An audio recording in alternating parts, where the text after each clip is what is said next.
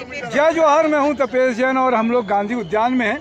प्रकृति की ओर सोसाइटी 3 दिन का अच्छा आयोजन था और हमारे साथ में माननीय ब्रजमोहन अग्रवाल जी हैं। ये बोरिया कला के बच्चों ने भी बड़ी मेहनत की और सारे लोगों ने मेहनत की। क्या कुछ कहेंगे भैया प्रकृति की ओर सोसाइटी की तरफ से? प्रकृति की ओर सोसाइटी 15 सालों से लगातार प्रयास कर रही है।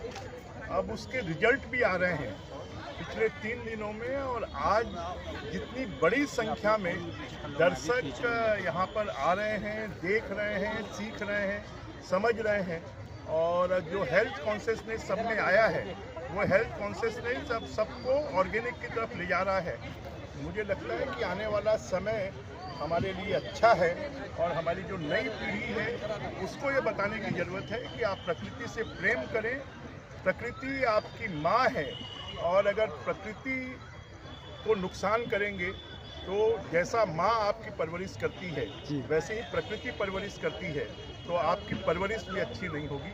और इसलिए प्रकृति से प्रेम करना और प्रकृति की सुरक्षा करना और प्राकृतिक चीज़ों को बढ़ाना ये हम सबका दायित्व है।